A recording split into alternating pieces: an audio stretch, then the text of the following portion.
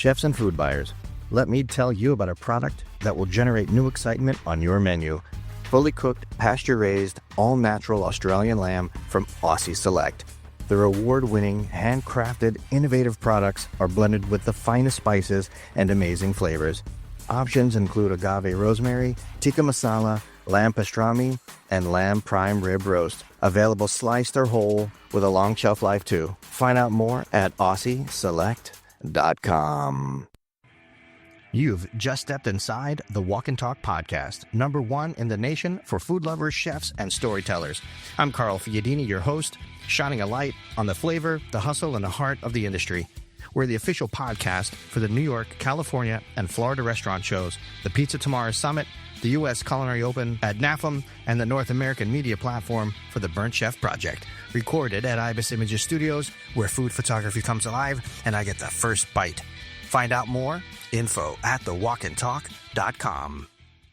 Today's guest is Vnay Bedi, a man who could have stayed in the comfort of corporate retail but chose to jump into the unpredictable waters of Gulf seafood. He's now helping to lead a company built on 3 hard promises: no chemicals, full traceability, and zero compromise. But that promise got tested hard last year when hurricanes tore through the Gulf Coast. Boats went down, docks flooded, entire supply lines went dark. And yet his team rebuilt, faster, cleaner, sharper, proving that quality isn't just a claim, it's a comeback story.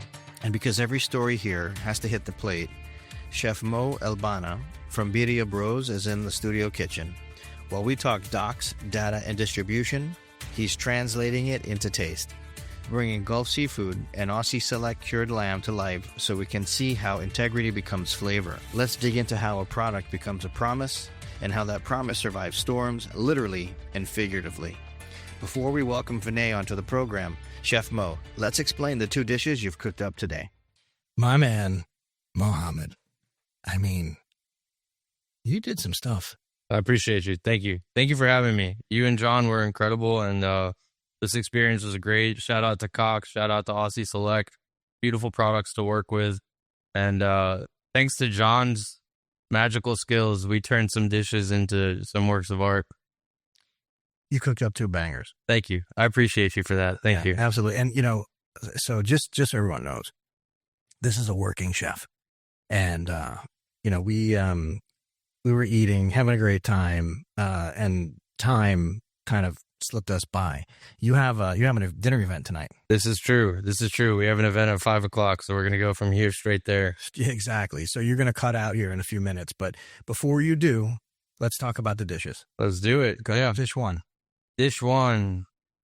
We have the Aussie Select Lamb Loin, and we turned that into a Pomegranate Glazed Lamb over a charred street corn Esquites with black beans, sitting on top of a beautiful ribbon of whipped feta with honeycomb from Pass the Honey. Shout out Pass the Honey. That was some incredible stuff. I'm still at a loss for words. So we whipped the feta with the honeycomb, with some lemon zest, with some house-made lebne. If you don't know what lebne is, it's a strained yogurt. It's kind of like the Mediterranean, Middle Eastern cream cheese. I mean, we all grow up eating that stuff. I make a plate of it every now and then at night and just sigh in relief about how incredible and simple and beautiful it is. That was this combination. It was Mediterranean. Yep. But you had a twist on it. Always. We always do things with a twist out here. Tell me, how was that lamb? Oh, man, I honestly, I loved everything about it. It's very hard to find any style. Now, we didn't use it as charcuterie, but it's very hard to find any style of charcuterie that's halal and beef or lamb that doesn't have pork involved or pork casing or cross-contamination. So to be able to cook with it as a whole piece, we went and we seared it on all sides with our lamb seasoning that we made in-house. And then we basted it with a butter bath, finished it with our house-made pomegranate molasses, gave it a nice glossy finish, just brought all the flavors together. The seasoning meshed well. It got real caramelized on the outside. And yeah, I mean, I can't say it enough. That was a beautiful product to work with. And thank you for introducing me to that. And I'll definitely be using it more. We do try to promote local businesses, larger businesses, just in general, introducing chefs to distributors, to manufacturers. And a lot of it happens here in studio. And today, obviously, Vnay's in-house and, he's with Cox's Seafood and they're doing Gulf shrimp and whatnot. Your second dish, Gulf shrimp. It was a beautiful Gulf shrimp. Shout out to the state of Florida for having an iconic piece of protein in the shrimp, and shout out Cox for being one of the main pushers and providers of that stability and great product here in the state of Florida. We did a Aleppo buttered shrimp, and that was sitting on top of a sumac covered tostada. And then from there, we finished it off with a pineapple relish, which involved some charred pineapple, some pickled serrano peppers, some pickled shallots, as well as some Persian cukes. And the acidity, everything about the dish just brought it home. And again, huge shout out to John for just taking that thing and doing something with it, man. I mean, we look back at those photos and I'm just blown away how incredible it really looks. I mean, how cool is the TV setup? Insane. Right? I mean, you were insane. So what everyone doesn't realize, if you haven't been here, we're cooking, we're doing stuff, we're filming, there's cameras everywhere, there's all sorts of mics everywhere. It's a thing. Well, as a chef finishes up a dish, it goes straight to food photography. And within minutes, John is doing his thing. He's building out the set. He's snapping pictures, and they go live on the big screen. So typically, what happens is, a chef is doing his thing or whatever. A lot of times, they'll just happen to look up and see a cool picture and go, "Wow, that's a great! Wait a minute, that's my dish." So that happens a lot. Happened to me today. Happened here, yeah, several times. I didn't even believe it, honestly. There was I think the first one you looked at. Yeah. I thought it was rolling from just previous episodes, and I'm looking, I'm like, that's shrimp right there. That looks amazing. That's the tostada right there. Yeah, man. I mean, big kudos to you guys. It's just been an incredible experience from the start, and we connected briefly, very short time ago, and it's just been all love ever since. To see what you guys have done in this space over the last X amount of years and the passion, it's incredible to see because it brings passion out of us all, Just hearing Vnay talk about shrimp and hearing us talk about food and the discussions we had on the phone in the previous week and some change, seeing John, right? John was in the room and he's watching and seeing and doing, and then I see him disappear and come back and you look at the TV screen and boom, that's where he's shining. That's what he's passionate about. And you see it. It took an image of something that I, in my standard, thought wasn't as good as it was. And then this man just Michael Jordan the hell out of it, So what's really great about it is typically you have the photographer, you have a food stylist, there's a lot of moving parts. And then they were using, different tools that in other words, you can't eat the food after. We eat everything. So John's doing his own styling and the photography, and then we eat the food. We don't waste anything, which for us is very important. Sustainability in every facet, every level is very important to us. Even as something as silly as a dish being cooked here, we're going to eat that food. Yeah. Right.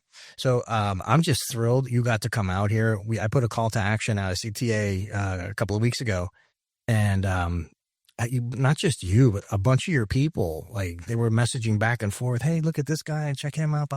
Hey, man, shout out to Birria family. We've been doing this for quite some time, and people know what we're about. People know what we do, and I have an incredible community supporting us and pushing us forward each and every day, and I wouldn't be here without them. So shout out to the Birria family, and thank you for listening. Listen, before you go, talk a little bit about yourself. Yeah, so my name is Mohamad ElBanna. I'm the culinary mastermind behind the Birria Bros. We are a Mediterranean Mexican establishment. We travel all over the country. We collaborate with chefs, high and low, you name it. Michelin, James Beard award winning. We've done collabs with some of the greatest names in the country, if not the world, in my opinion. And I'm very blessed for it. I was born and raised in this business, so it's not just something I do. It's something I truly love. And when it brings amazing people like it does here today, it's a very, very blessing life that I live to be able to do this each and every day and know that no matter what we're doing, God's on our side because we're putting out good product. We're doing it with intention and we're doing it with love and passion. can't say it better than that. How do people find you? Hey, follow us on the Instagram at the Birria Bros. Honestly, it's the Birria Bros everywhere. If you want to check me out, check out Chef Mohamad ElBanna, MohamadElBanna. On Google, you will see we get down. Spell the name of the company. Yeah, so it's the Birria Bros. EHEBIRRIA Bros. Birria, like the tacos you dip. If y'all don't know, pull up on me and find out. I recommend it. You know, listen, I had this man's food today. Fantastic. We actually have tacos in the wings.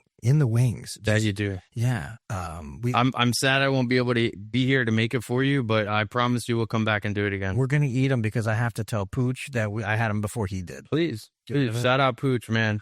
Me and Pooch have been trying to get together for a long time, and for this to happen is beautiful because I know he's gonna appreciate it and he's gonna be proud.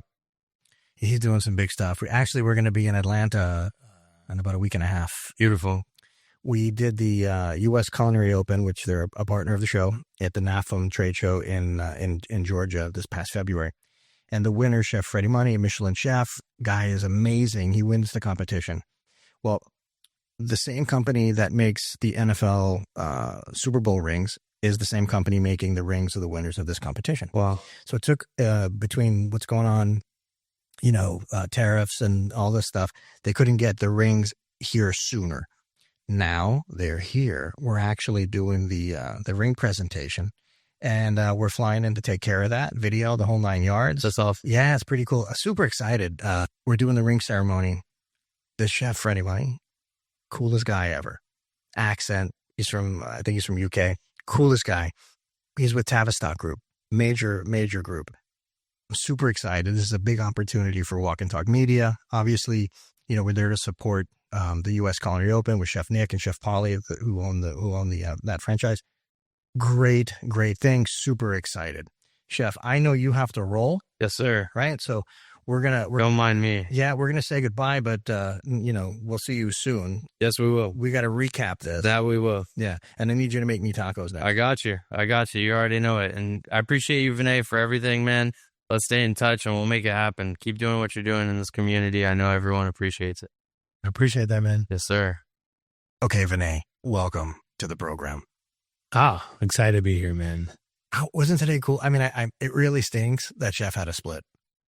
Yeah, but I'll tell you this. That guy has so much passion, such a genuine chef. I mean, I'm very, very thankful to be here, very blessed to meet you guys. And just seeing the work that he did today, it's so inspiring and just thankful all around. So we had just met. It was only about 2 weeks ago on the telephone. Yeah. We've been following each other on socials for a while, but we've never had a conversation. Get on the horn with him to have our pregame talk. Probably 2.5 hours worth of phone calls, right, that we've had together. I feel like I know this man for years, not as much as I know you, John, over there. But so it's a shame he had to leave. He's a working chef. He's out there doing fighting the good fight. Did you enjoy the food? I know that you got a lot of stuff going on. I mean, you had some pretty intimate phone calls today. I won't get into that, but did you get to experience this thing that is Walk and Talk Media? I did. I can see the setup all around me, and just, again, like, I think what you guys have done to not only bring out the real spirit behind the culinary art, I mean, that's the magic I just saw today in the kitchen, right? I mean, I saw this guy literally from ingredients, knowing them, talking where it's from, where it's sourced. That was very cool to see. You can notice that he cares. He does. The people that end up here, the chefs, the farmers, manufacturers, distributors, they come here because they care. I don't care what their reasoning is to sit in front of a microphone, but their heart comes out. For me, that's the win. I look at that as the big check mark, because I am enjoying that. Like, I enjoy the vibe of the people that come here. It's one of the reasons why we do this. Let's get into shrimp. You switch from retail to shrimp. You're doing food service. You're doing grocery. What made you make that move? Yeah, that's a really, really good question. Look, I had a great experience in retail, and it's called big retail, and I've learned a lot about scale and systems. But really, for me personally, I wanted a challenge. I wanted to move into a space where there are more variabilities, and shrimp is unpredictable. There's a lot going on right now. It's tough. I mean, supply chains, sustainability, pricing. But I saw an opportunity to make a different and bring a different perspective in an industry and do some really meaningful work. And so for me, I didn't leave retail because it wasn't good. I left it because I wanted to grow. There's a lot of passion when it comes to food products, especially something that's, in this case, Gulf shrimp, wild caught. So it's not like you're, producing paper clips. This is something that comes from the ocean. Primarily, most of your stock is coming from the Gulf, which I think is tremendous. The volatility in it, how are you actually making this work? How does a company stay in business for all these years? Cox's has been in business since 1978. How does that happen? Yeah, I mean, look, 4+ decades is how it happens, right? With really, really hard work of building blocks. And I think the industry has changed so much for Gulf shrimp in general, right? The number of boats that have been out over time, and you've seen this industry on our end shrink because farm-raised shrimp has gotten bigger, and that pie has obviously leaned heavier towards farm-raised and less with Gulf. But to answer your question, the way we've been able to survive, I give all the credit in the world to the people that are in front of me. Like, they're the ones that have built this business to where it is, and I give them a lot of credit to building the foundation of what Cox's is today. So, look, it's hard work. It's being able to maneuver around the struggles that this entire industry brings forward, but it's staying focused. And I think that is what we do at Cox's, is we're focused on the end goal, and that is to bring Gulf shrimp to everyone's plate in a very, very clean, fresh way. When you first stepped into this space, what did you find broken that you knew that you could fix? Look, I wouldn't say I came in thinking I could fix the industry, right? Shrimp has a lot of moving parts, and even veterans struggle with it. So I didn't see inefficiencies, but I did see there are definitely opportunities where there's inconsistent quality. I also saw that there's a lot more opportunity to do more collaboration. So my goal is to help simplify it, bring clarity, and really modernize a few of the processes that is coming along the way. That's actually one of the main reasons I reached out to you guys. I've seen your social media, and I've seen some stuff with you out there. And then hey, listen, I stalk people's Instagram. I do that because I have to find the right people to have on the show. Your energy has been very good. And then when we actually started speaking, you're fast on the text, you're fast on the draw. You put yourself out there. So you don't put yourself in a cave. You're not alone on an island somewhere. You're an extrovert, and you appear to enjoy what it is that you do. But let's look back. You've been with Cox's now for a couple of years. A little over a couple of years, yeah. Last year was a doozy with the stores. When the boats were grounded and everything was turned up and business was desolate, what did you guys do in your operation to get through that moment, that period?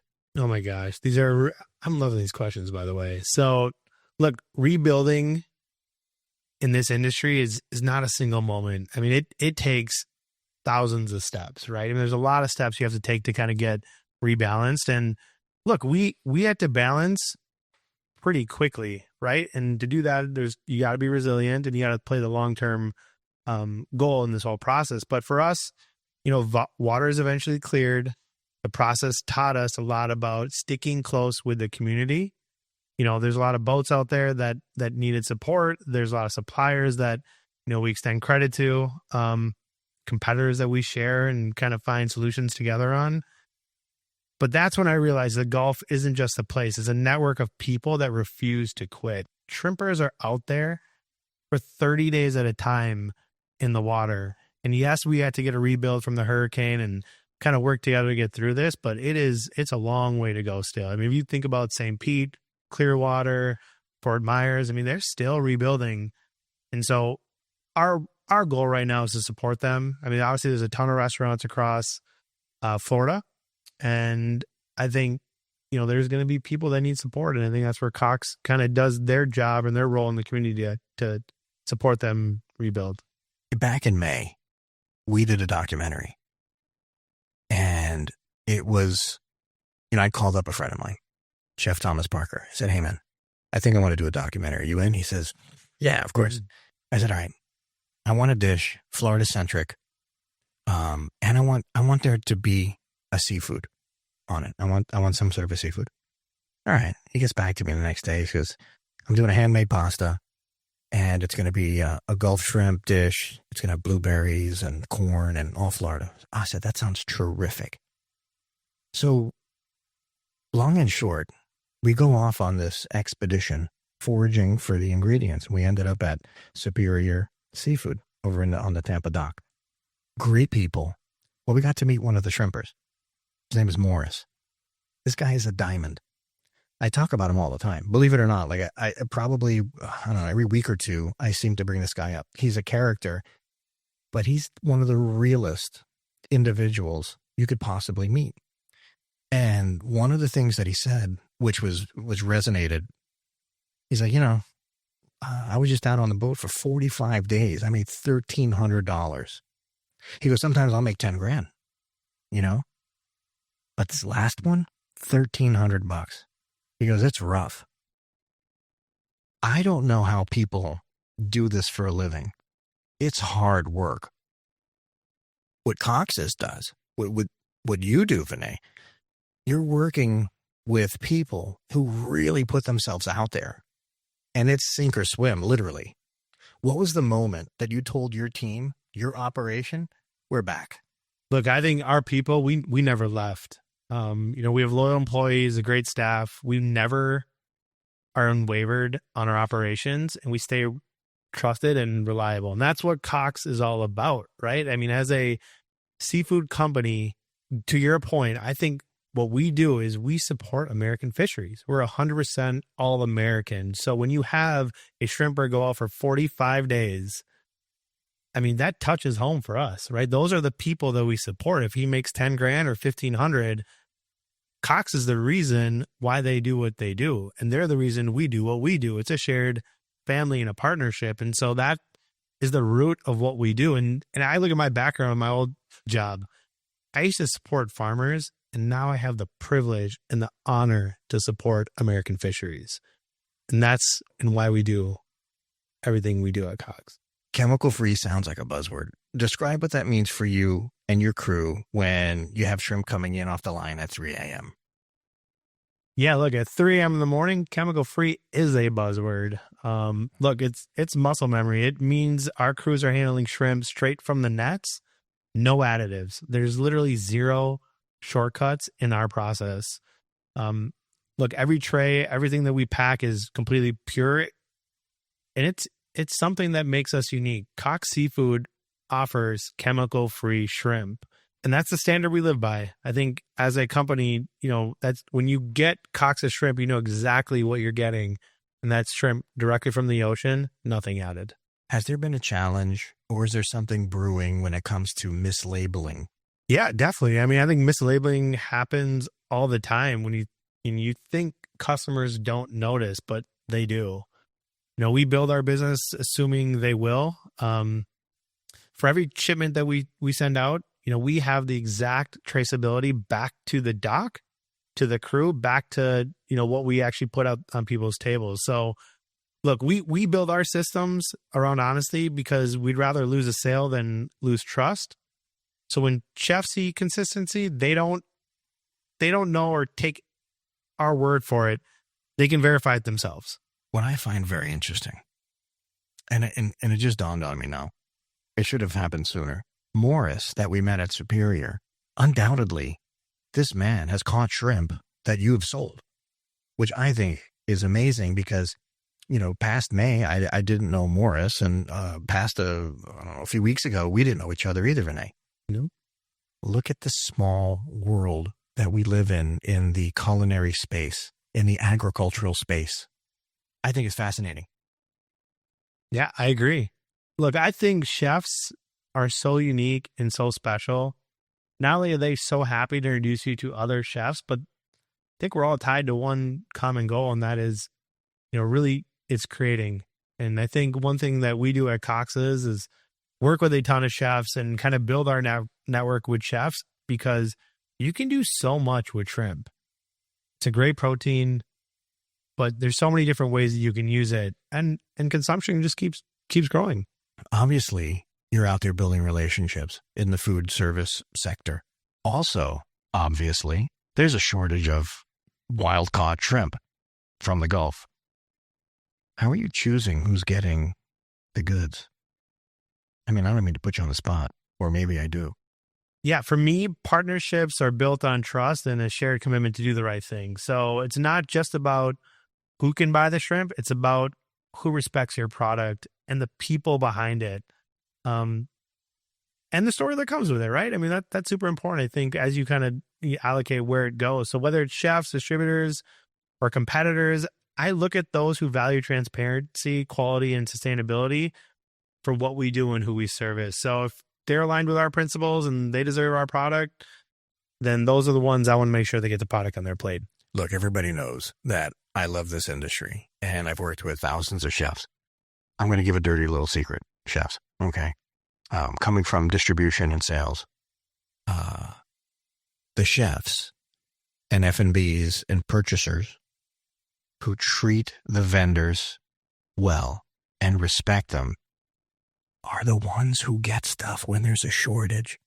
I don't know if I just broke the news, but I broke the news. That's how it works, man. People with respect, companies with respect, chefs that show respect, all this, like this relationship building that occurs between distributors and the kitchen. It's a real thing. It's a real bond. It's camaraderie.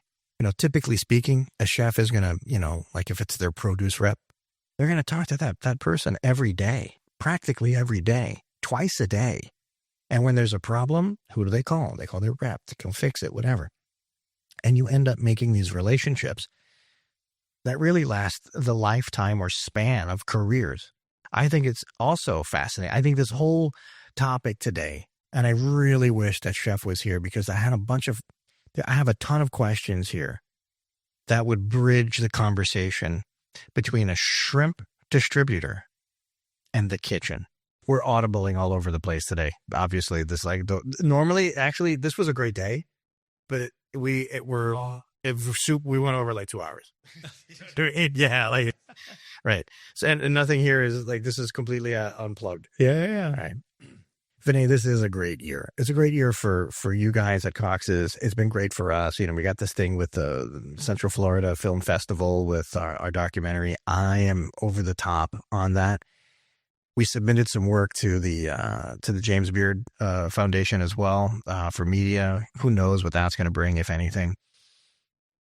You guys won a bunch of stuff. You did personally too. Can tell us what happened. Yeah, this has been a good year for Cox Seafood. We won ACF Partner of the Year locally here in Tampa, which was a beautiful honor from the chefs. We won a partnership Telly Award with the Department Florida of Ag and Next Gen Network, marketing agency. Personally, myself, I got announced as a winner for the Next Gen Award by Progressive Grocer, and one of our teammates as well, Danielle, she got awarded Top Women in Groceries. So just a nice recognition, and very, very humbled and appreciative of the honor. I was thrilled to get out to the facility last week, just to meet you and the team, do a little filming as well. It's a really beautiful building. When I think of food safety, what you guys are doing is what I envision. Food safety is a big deal. With fish and seafood and shrimp, it's even a bigger deal. You could hardly smell seafood in that building. I'm shocked. Yeah, look, food safety, quality, there's a couple of things to know. Number one, our president has made it very clear we have to be perfect on quality. And he does not compromise, not one little bit, with anything when it deals with quality. And that, I think, is so respected for all of us. It actually motivates the entire company to do your best every day. And one thing I will point out about Cox's, which is also a very good accomplishment, we are BRC AA rated plus on food safety. So we pass unannounced audits, which makes us on our tippy toes all day, every day for when these come. But that also just speaks to the staff, the employees, the leadership. I mean, we work together as a team to be perfect with shrimp and also make sure our quality is the best in the industry. To have that opens the door for you to work with the biggest and the best companies and brands out there. Absolutely. And we do. We work with a handful of major retailers. We work quite a bit with folks in food service, from national accounts to commercial accounts, and the military. So we are broadly scoped quite a bit. And to me, I always tell the story to my team, especially when I got there 2 years ago, is we're on a new beginning. Like, paint the picture of what Cox can look like in the next 10 years. Like, where do we want to be? And imagine that, and let's go do it. And I think the vision's there, the strategy's there. I mean, we're very committed to what this is going to look like in the next few years. You seem to be very progressive for a seafood company. Yeah, absolutely. I mean, we're forward thinking. I'm telling you right now, the way I look at the business and the way we look at it together as a team is what's next? What are people not doing? And let's try a bunch of things. We're okay to fail. We're okay to take risk, and we're going to. And that's exactly what we're doing. We're pretty excited about where we're headed. And you're big on events. You like doing different venues and supporting charities and whatnot. Talk about that a little bit. Absolutely. I think we do a lot with charities, and we do a lot with partnerships. So, good example, we did the Taste of NFL. That is partnered with Gen Youth, which gives back fighting student hunger. And that's a great cause. I mean, we're in the Super Bowl. We were in the Super Bowl in 2025 at the event in New Orleans. And other events that we're doing, we've done festivals locally here in Florida, the Sobe Festival. We're doing the Seafood Festival in Miami coming up here next month. So there's a handful of different partnerships and events that we want to be a part of. But like I said, when you do something at a scale of the NFL, I mean, that just tells you that, look, we're trying to play big, and we are playing big. And that's the kind of partnerships I think you'll see going forward with our business. Don't ask me how it happened, but last year, Pooch Rivera, who's, Team Walk and Talk, he was on the red carpet over there in New Orleans for the Super Bowl. Really cool. Super cool.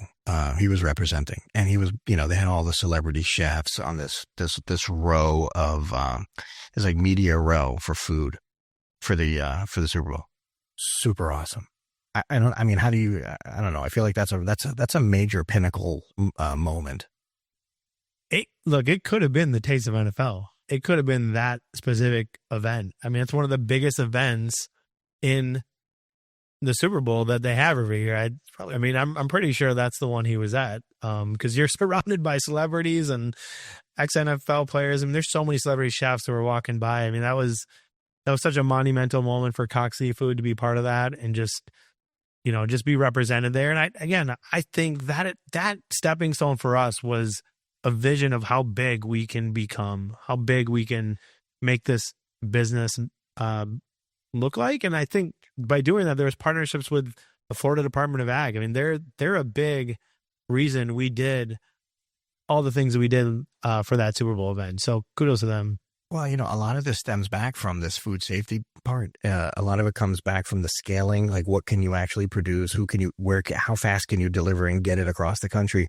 And that really opens the doors to everything. What I think would be really great is if we get together with Pooch and put together some, Gulf Coast, some seafood events. He's out in New Orleans. I think we can do some real bangers. Yeah, look, I'm all in to try new ideas and create new partnerships. Let's do it.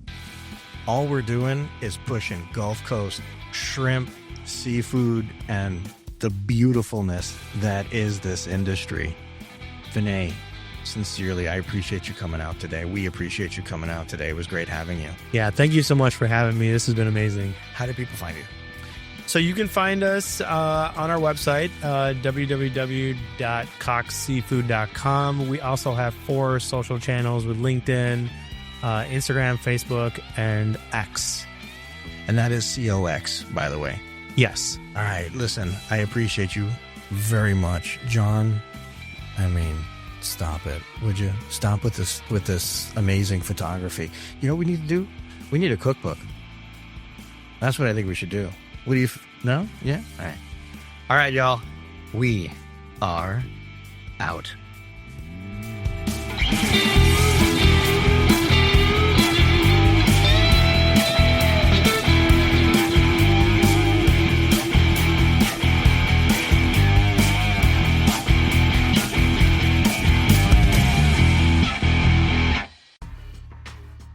Elevate your dining experience with Rack Porcelain USA.